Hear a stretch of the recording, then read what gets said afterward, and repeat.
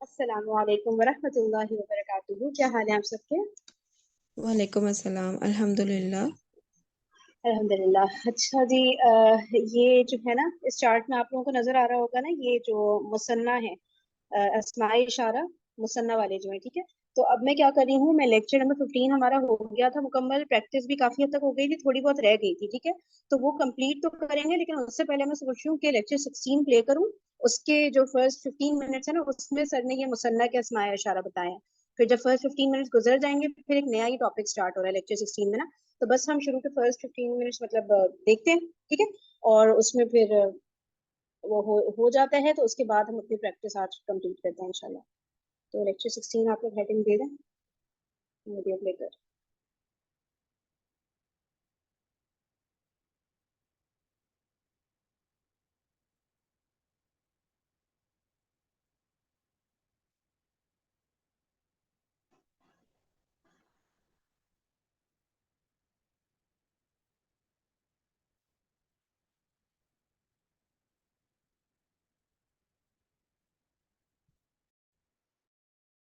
الرجیم.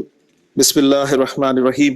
قال اللہ تعالی فی سورۃ الحجرات: انما المؤمنون الذین آمنوا باللہ ورسولہ ثم لم یرتابوا وجاہدوا باموالہم وانفسہم فی سبیل اللہ اولئک ھم الصادقون.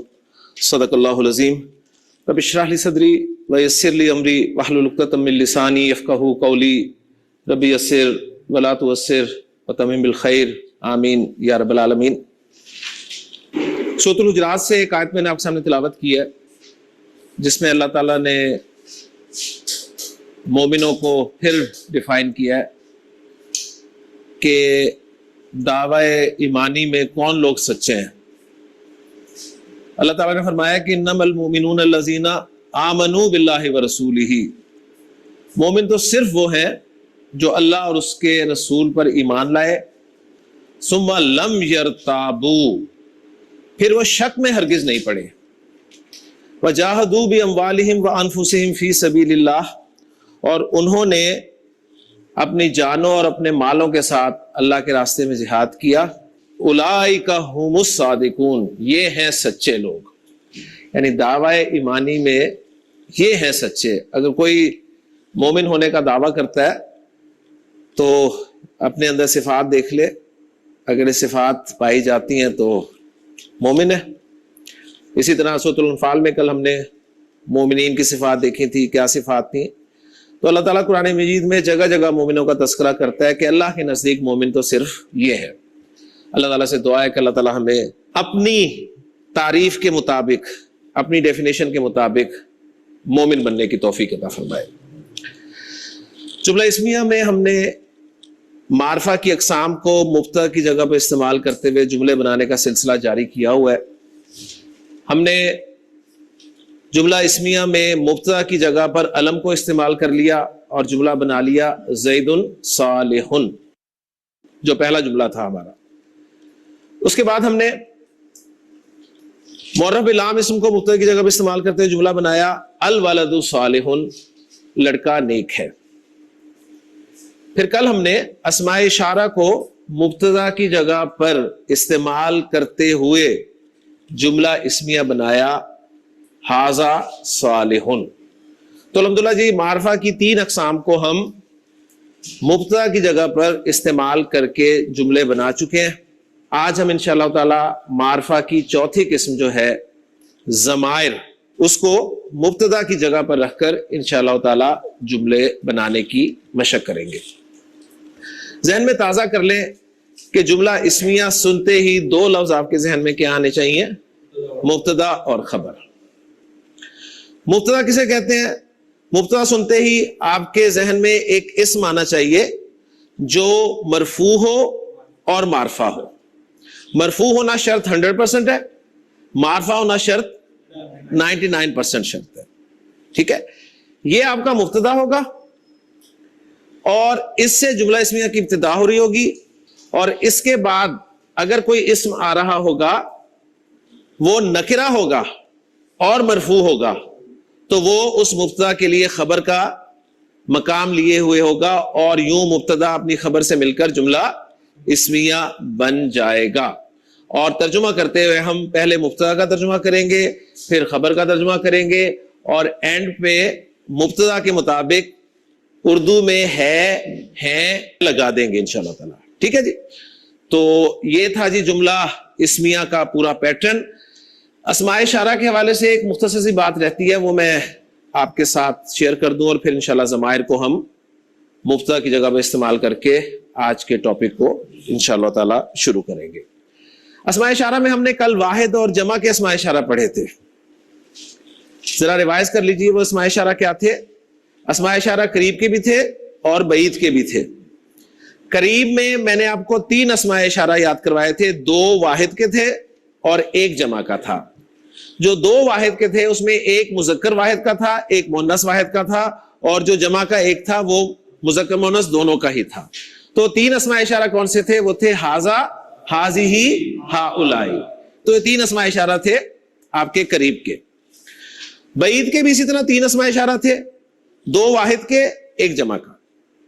واحد میں مذکر مؤنث کے لیے الگ الگ اشارہ تھا, لیکن جمع میں مذکر مؤنث کے لیے ایک اشارہ تھا, اور وہ اشارے تھے یا اشارے کے لیے الفاظ تھے ذالکا, تلکا اور اولئکا. اور میں نے آپ کو بتایا تھا کہ واحد اور جمع والے اسماء اشارہ یہ مرفوع بھی ایسے ہی ہیں, منصوب بھی ایسے ہی ہیں, مجرور بھی ایسے ہی ہیں. ٹھیک ہے. تو جب بھی آپ کے سامنے اسماء اشارہ کے اعراب کی بات ہو, کوئی آپ سے پوچھے جی اسماء اشارہ کا اعراب کیسے آتا ہے, تو اس وقت آپ نے یہ ہاتھ نہیں کھول دینا. ٹھیک ہے نا. اسماء اشارہ ڈیفرنٹ چیز ہے. وہ ہاتھ آپ نے اس وقت کھول لیا جب سمپل اسم کے اعراب کی بات کی جا رہی ہوگی آپ کے سامنے. اب یہ اسم اشارہ یہ ایک الگ ٹائپ ہے اسماء کی, تو اس کا اپنا اعراب ہے, اس کا اپنا اعراب ہے. تو اسماء اشارہ کا اعراب ذہن میں رکھنے کے لیے آپ نے یہ چارٹ جو ہے وہ یاد کرنا ہے, جس میں آپ کو واحد اور جمع کے اسماء اشارہ یاد ہونے چاہیے, اور یہ بات بھی یاد آنی چاہیے کہ واحد اور جمع کے اسماء اشارہ مرفوع, منصوب اور مجرور ایک جیسے ہی ہیں. ایسے ورب جن کی تینوں فارمز ایک ہی ہوتی ہیں, مثلا پٹ ایک ورب ہے, اس کی تینوں فارمز آپ سے پوچھی جائیں تو آپ کہیں گے جی پٹ پٹ پٹ. اوکے. تو ہاذا اس میں اشارہ ہے, اس کی تینوں فارمز پوچھی جائیں تو آپ کہیں گے جی ہاذا ہاذا ہاذا. ہاذیہی اس میں اشارہ ہے, اس کی تینوں فارمز پوچھی جائیں تو آپ کہیں گے ہاذیہی ہاذیہی ہاذیہی. اسی طرح ہاؤلائی, اسی طرح ذالکا, اسی طرح تلکا, اسی طرح اولئکا. تو واحد اور جمع کے اسماء اشارہ جو ہیں یہ تینوں فارمز میں ایک ہی طرح کے لفظ. یہ کانسیپٹ کلیئر ہو گیا نا سب کو کہ تینوں فارمز میں ایک ہی طرح رہے گا, ہاذا بھی چینج نہیں ہوگا, ہاذیہی بھی چینج نہیں ہوگا, یعنی مرفوع, منصوب, مجرور میں سیم رہے گا. ٹھیک ہے. اور ہاؤلائی بھی نہیں ہوگا. پھر اس کے بعد ذالکا, تلکا اور اولئکا. ٹھیک ہے. یعنی کہ واحد والے جتنے بھی اسماء اشارہ ہیں اور جمع والے جتنے بھی ہیں, ان کی جو تینوں فارمز ہوتی ہیں نا سیم ہوتی ہیں, مرفوع, منصوب, مجرور میں یہ چینج نہیں ہوں گے. ٹھیک ہے. مطلب جیسے ہم لوگ نے پہلے پڑھا تھا نا, کبھی کسی پہ زبر آ رہا ہے, پیش آ رہا ہے, کچھ نہ کچھ چینجز ہو رہی تھی نا, لیکن ان میں آپ لوگوں نے یاد رکھنا ہے کہ تینوں فارمز میں سیم رہتے ہیں. مثنیٰ کے چینج ہوتے ہیں. اب سر وہی بتائیں گے کہ مثنیٰ والے بس. جی کوئی پوچھ رہے کچھ؟ جی میم میں پوچھ رہی تھی کہ یہ جو سر نے ایک دفعہ بتایا تھا نا کہ یہ مرفوع, منصوب اور مجرور جو ہے فرسٹ, سیکنڈ اور تھرڈ فارم ہوتی ہے, تو یہ اور ابھی یہ جو بتا رہے ہیں کہ ہاذا تینوں فارم میں حالت نصب, جر اور رفع میں ایک ہی حالت اس میں رہے گا. تو یہ فارم آف ورب تو مطلب اگر مین ورب کی بات کریں ایکشن کی, تو وہ تو اور چیز ہوتی ہے. اور اگر دوسری انگلش, اگر ہم ایکوزیٹو ورب کی, سوری ایکوزیٹو کیس کی اور وہ جینیٹو کیس کی اور نومینیٹو کیس کی بات کرتے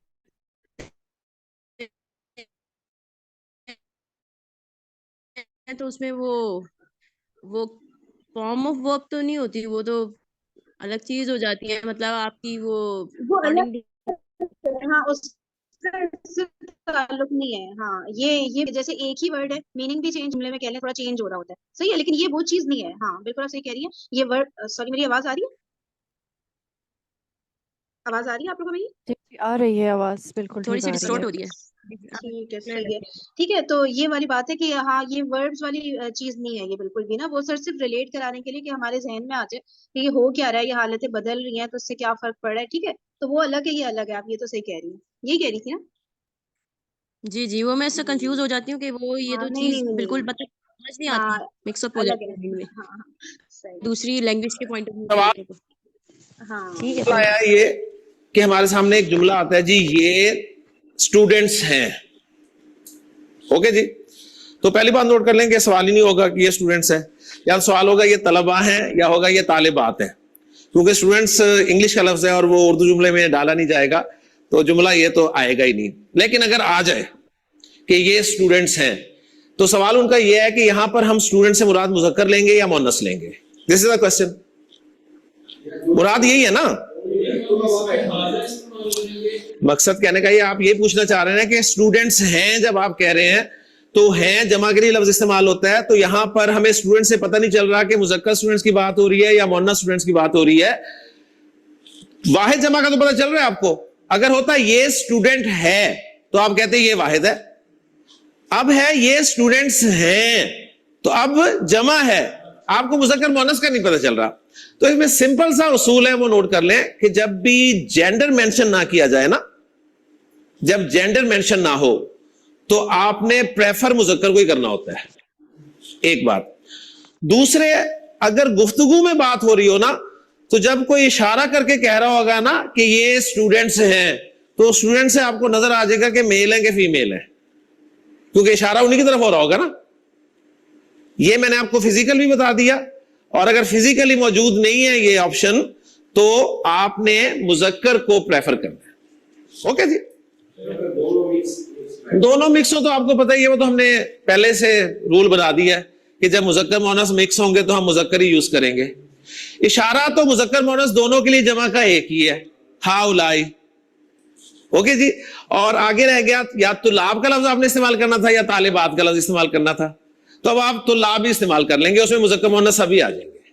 اوکے. اور الگ الگ مینشن کرنا چاہتے ہیں تو آپ کہیں گے جی ہاؤلائی طلاب اور ہاؤلائی طالبات. ٹھیک ہے نا، دونوں جگہ اشارہ تو ایک ہی آئے گا نا. تو اب میں آپ کو صرف مثنیٰ کے اسماء اشارہ جو ہیں وہ بتا کر اسماء اشارہ والا ٹاپک جو ہے وہ مکمل کرنے لگا ہوں. مثنیٰ کے اسماء اشارہ قریب کے مذکر اور مؤنث، اسی طرح بعید کے مذکر مؤنث. قریب کا جو مثنیٰ کا اشارہ ہے مذکر کے لیے وہ ہے ہازانی. آپ کو پھر آنے کی آواز مل گئی، ہازانی. اوکے جی. مؤنث کا جو اشارہ ہے مثنیٰ قریب کے لیے وہ ہے ہاتانی. ہاتانی. اوکے جی. تو ہازانی ہاتانی. اب میں آپ کے سامنے قریب کے اسماء اشارہ کا پورا چارٹ بول سکتا ہوں، میں بولنے کی کوشش کرتا ہوں، ذرا سنیے گا. ہازا، ہازانی مثنیٰ بھی بول دیا میں نے، ہاؤلائی مذکر کے 3 بول دیے، ہازا، ہازانی، ہاؤلائی، ہازیہی، ہاتانی، ہاؤلائی. لیکن میری ریکویسٹ یہ ہوگی کہ آپ نے مثنیٰ کے یاد نہیں کرنے، کیونکہ نہ ہونے کے برابر یہ قرآن میں استعمال ہوئے ہیں. چھوٹا سا دماغ ہے ہمارا، کیا کچھ اس میں جمع کریں گے ہم، تو اس لیے مثنیٰ کو آپ سکپ کر دیں. واحد اور جمع کے اسماء اشارہ بہت استعمال ہوئے ہیں، وہ بس آپ فوکس کریں. لیکن جسے شوق ہے وہ اس پیٹرن پہ یاد کر سکتا ہے، ہازا، ہازانی، ہاؤلائی، ہازیہی، ہاتانی، ہاؤلائی. اب دور کے اشاروں کی بات کر لیں مثنیٰ کے، تو مذکر بعید کے لیے مثنیٰ کا اشارہ جو عرب استعمال کرتا ہے وہ ہے جی زانکا، اور مؤنث مثنیٰ بعید کے لیے اشارہ استعمال کرتا ہے تانکا. اب دیکھیں وہ ہازانی ہاتانی پھر بھی ذرا تھوڑے سے آسان تھے، اب یہ زانکا اور تانکا ذرا تھوڑے سے ثقیل سے ہو گئے، لیکن آپ کر سکتے ہیں انہیں کہ ذالکا، زانکا، اولائکا، تلکا، تانکا، उलाइका। ओके जी। और पूरा चार्ट अगर आपके सामने में रखना चाहूं तो कुछ यूं होगा, हाजा, हाजानी, हा उलाई, हाजिही, हातानी, हा उलाई, जालिका, जानिका, उलाइका, तिलका, तानिका, उलाइका। अच्छा, अब ये जो अस्माए इशारा लिखे हुए ना मुसन्ना वाले, ये मरफू है, ज़हन में रखिएगा, ये मरफू है, ये मरफू है। जबकि वाहिद और जमा वाले अस्माए इशारा हमने कहा था मरफू भी वही है, मंसूब भी वही है, मजरूर भी वही है। लेकिन मुसन्ना में मरफू अलग अस्माए इशारा है, मंसूब और मजरूर अलग अस्माए इशारा है। ओके, तो अब मैं आपके सामने मंसूब और मजरूर अस्माए इशारा लिखने लगूं जी। मंसूब और मजरूर। देखें, आनी की आवाज जब आईनी की आवाज में बदल जाती है तो मंसूब और मजरूर हो जाता है। तो हाजानी की मंसूब और मजरूर फॉर्म क्या होगी? हाज़ैनी। आनी से आईनी बन गया। हातानी की मंसूब और मजरूर फॉर्म क्या होगी? हातैनी। अब यहां पर का को निकाल दें जरा बीच में से वक्ती तौर पे। ये का दोनों के एंड पे का है ना, दोनों के एंड पे का है। का को हटाएं तो क्या बचा? जानी। तो जानी, आनी मरफू है, तो मंसूब और मजरूर क्या होगी? अटक रही है वीडियो आप लोग के पास?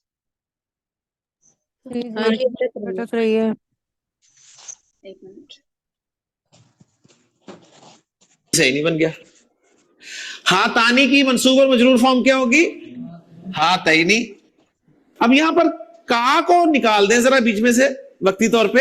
ये का दोनों के एंड पे का है ना, दोनों के एंड पे का है। का को हटाएं तो क्या बचा? जानी। तो जानी, आनी